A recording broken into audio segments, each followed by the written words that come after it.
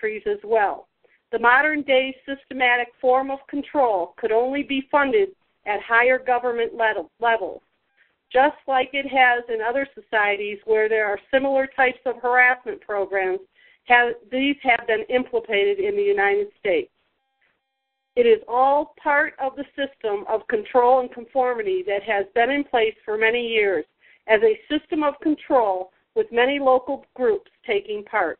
Back to you, Independent.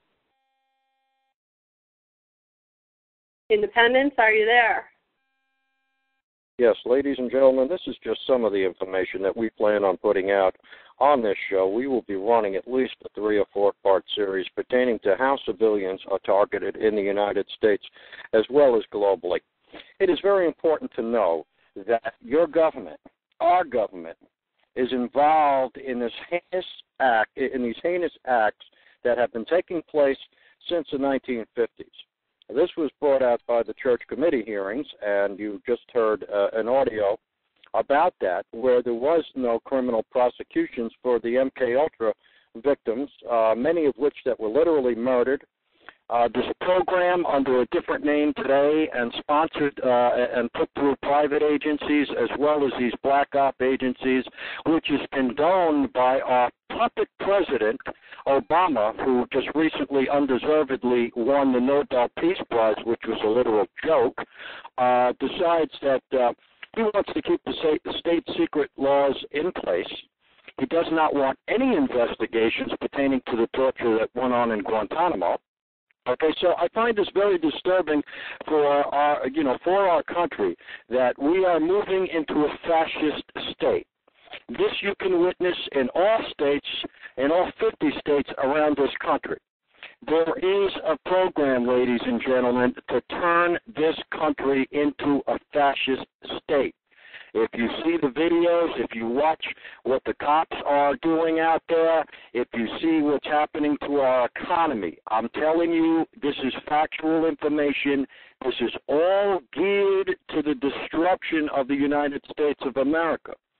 If you remember back in the days of Adolf Hitler and the Stasi, this is the same activity that the Stasi did. They would sit back and they would watch every citizen. They would find out who they considered an enemy of the state, who is desirable, and who is not. And it's very, very important for you to get educated about this. This is what we're here to do. We're here to tell you that we have a serious problem in the United States of America and around the globe. I can tell you firsthand that I speak to many people in many different nations, and this is a very prevailing problem. This goes on everywhere. So I really, really do, hope that you get some information out of these shows that we plan on bringing to you, and what you can do as American citizens to help. Now, it's very, very important, to realize that there is something that you can do. Okay, there really is.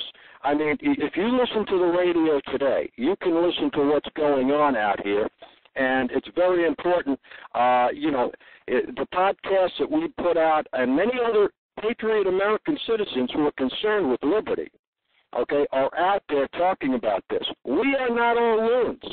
Okay, they call us right-wing extremists. Is it a right-wing extremist that wants to have our independence, that wants to have our liberty, that wants our country back from these criminals? I tell you now, and I tell the world this over this podcast, arrest these criminals. They need to be arrested. They are violating every law on the book. People are being murdered in mass genocide out here, and it's very important for people to understand that this is taking place. Now, I think people are starting to wake up, but nevertheless, we're not going to stop until we start seeing some of these people, literally arrested and prosecuted. Now, the problem is where do they get prosecuted? How can they be prosecuted in corrupt courtrooms? How can they be prosecuted anywhere in the United States of America? People who go into a courtroom today literally are laughed out of the courtroom because the judges are paid off. The medical people are paid off. So we're going to talk a little bit tonight. I want to talk about the fusion centers. Okay, this is one part of what our government, okay, is doing out here, that has put in place to monitor American citizens. I'm sure some of you have already heard about fusion centers, okay? Let me just read this article. It's the ACLU has released a report on fusion centers. 800,000 operatives will be dispersed throughout every American city and town, set to report on even the most common everyday behaviors, which will go into state, local, and regional. Linked databases, these linked databases are not just emerging in the United States, they have already emerged in many countries around the world in the wake of the implied terrorist threats. Now, of course, they have to imply terrorism and give some excuse to be able to put this in place to take away our freedom. We pointed out that while diverse and often still in the early stages of formation, they often seem to be characterized by ambiguous lines of authority, excessive secrecy, troubling private sector and military participation, and an apparent bent towards suspicionless information collection and data mining. Now, in that last audio, you heard that people were being targeted by the United States government for absolutely no reason at all. And this is still taking place today. The article then goes on to point out that in a short space of many of the warning in the report had come to pass, the article talks about the fact that this apparatus is responsible for watching and recording the everyday activity of a growing number of individuals. The reports are then gathered together, and then they are accessible to any law enforcement agency that is part of these fusion centers. Now, keep in mind, ladies and gentlemen, that these people work with organized crime, so this information is not only gathered by law enforcement agencies, it's shared by corrupt members of law enforcement agencies to the underworld and to a lot of these private groups and satanic cults and gangs of organized crime, which has become networked in system and is put out there, and even the criminals have the information. To go on, in the 6 months since our report, news press accounts have borne out many of our warnings. In just that short time, news accounts have reported overzealous intelligence gathering, the expansion of uncontrolled access to data on innocent people, hostility to open government laws, abusive entanglements between security agencies and the private sector, and lax protections for personally identifiable information. Overall, it is becoming increasingly clear that fusion centers are part of a new domestic intelligence apparatus. The elements of this nascent domestic surveillance include, all right, let me go down to that, watching and recording the everyday activities of an ever-growing list of individuals, channeling the flow of the resulting reports into a centralized security agency, sifting through data mining these reports and databases with computers to identify individuals for closer scrutiny. Such a system, if allowed to permeate our society, would be nothing less than the creation of a total surveillance society. Now, isn't that what we're seeing out there, ladies and gentlemen?